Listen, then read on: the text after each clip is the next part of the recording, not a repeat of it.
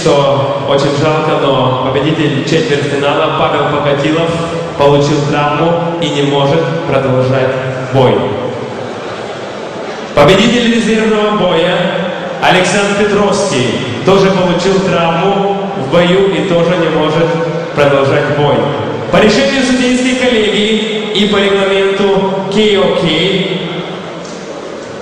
место в полуфинале KOK World Grand Prix достается Себастьяну Хорейко, Румыния. Red corner from Romania, Sebastian Horejko.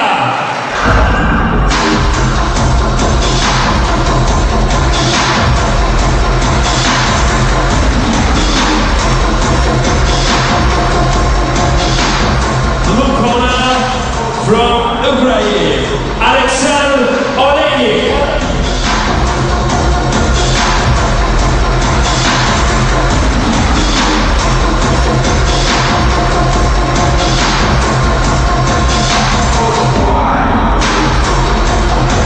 Ladies and gentlemen, KOK World Grand Prix semi-final.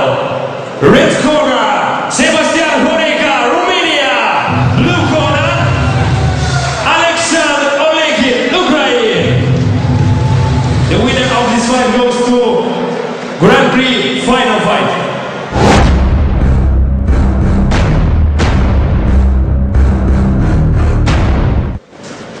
Acum va urma a doua semifinală, unde vom avea pe Olenik Alexandru contra lui Sebastian Horejko.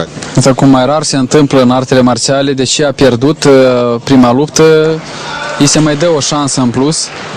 Știi, s-a întâmplat acum 4 ani când celebrul Ernesto Hust în Grand Prix mondial a pierdut în lupta de sferturi de finală în fața lui Bob Sapp, dar în final a fost învingător pentru a 4-a oară a turneului K1.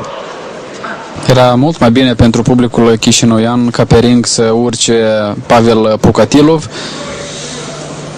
dar este un sport destul de dur și adevărat. Nu poți prevede accidentările. Să menționăm că am văzut că Sebastian Horejko este un sportiv foarte complex, dar sunt sigur că staful tehnic al lui Alexandru Olenik i-a studiat lupta care a avut-o cu Pokatilov. Același lucru a făcut-o de altfel și Mihai Constantin, antrenorul lui Sebastian Horejko, și vom vedea o luptă, eu aș spune, foarte echilibrată. Mult mai activ în aceste prime secvențe ale luptei este Olenik. Mult mai activ și mai motivat, mi se pare. Horejko cred că încă nu a conștientizat faptul că luptă în semifinale. Nu, sportivii de talie acestor băieți sunt pregătiți. Fii sigur, sunt pregătiți, au multe lupte deja petrecute și sunt întotdeauna gata. Время перед финальной этапом. S-a finalizat cea de întâi repriză, o repriză destul de echilibrată. Practic nu am văzut vreo dominare din partea unuia sau altuia. A avut ceva Olenik la începutul luptei, în rest mai nimic. Poate repriza a doua va fi mai spectaculoasă. Știi, Olenik face fix ceea ce permite adversarul, adică că n-a arătat mare lucru în prima repriză, îi se datorează în mare măsură lui Horejko.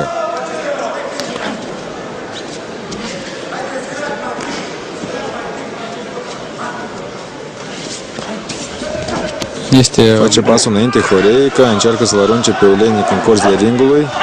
Dar Olenik nu îi permite prea multe lui Horejko și a avut câteva lovituri cu piciorul drept.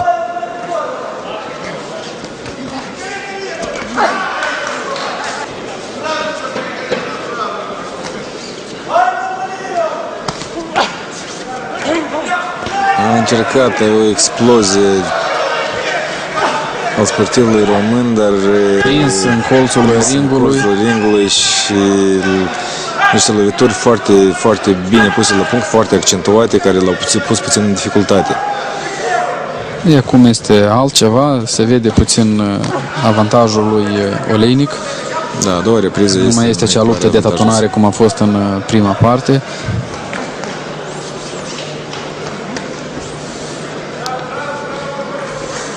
Încearcă Horeica să facă ceva, dar practic nu-i permite Alexandru Oleinik. Uite ce lovitură bună de picior, un high kick reușit. Practic a mers în garda adversarului, dar l-a pus la respect. Dar nu găsește nimic, Horeica nu se poate... Se contrapune, da, ceva. O lovitură foarte bună la corp, simte Oleinik că l-a derutat, că a ajuns acea lovitură la țintă.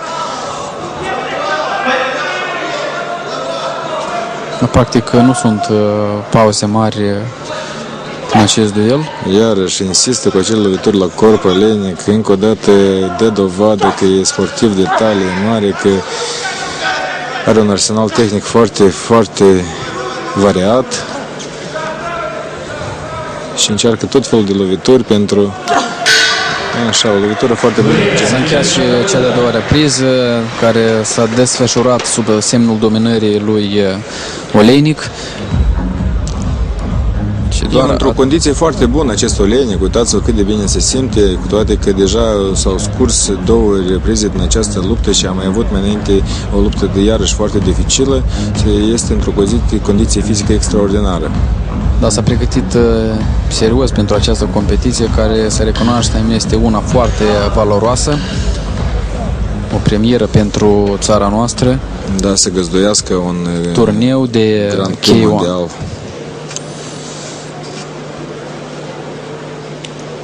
Sperăm că nu va fi ultim turneu de acest fel în țara noastră. Cu siguranță vor mai fi și altele. Nu pe an ce trece, acest gen de sport prinde rădăcini în țara noastră. Foarte bună lui Oleinik. L-a așteptat să atace, a știut că Horeica va merge în atac pentru a recupera din punctele pierdute pe timpul celor două reprize și l-a întâlnit cu lovituri genunchi foarte, foarte bună. Nu face pasul înapoi Horeica, merge înainte. Acest gen de luptători sunt foarte iubiți și au prize la spectatori. Necătând la toate, merge înainte și încearcă să-l pună în dificultate pe Oleinik. Asta e, doar încearcă, nu prea reușește multe. Totuși Oleinik pare mai sigur pe el.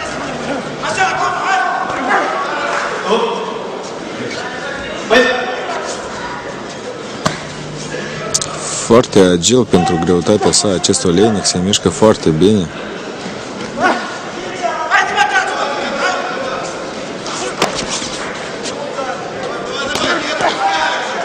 Iarăși o explozie și 3 lovituri care toate și-au atins ținta.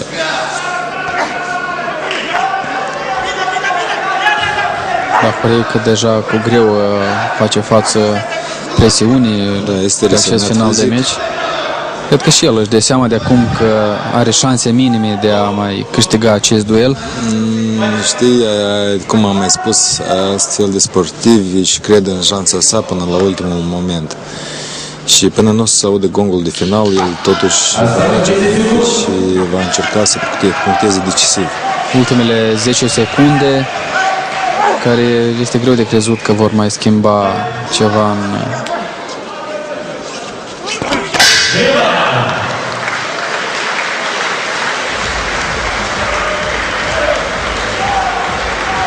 Din câte îmi dau seama, mergem cu pași mari spre o finală Tsutsu-Oleinik.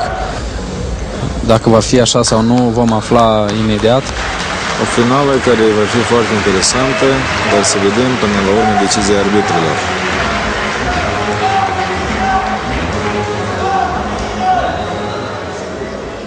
Итак, дамы и господа, в этом бою победу одержал. И в Киокио Гран-при финал выходит. Ladies and gentlemen, the winner is Alexandru Oleinik. Conform așteptărilor, ucraineanul Alexandru Oleinik este cel de-al doilea finalist al turneului King of Kings, găzduit de țara noastră. În meciul decisiv, Oleinik îl va întâlni pe moldoveanul Constantin Tsutsu.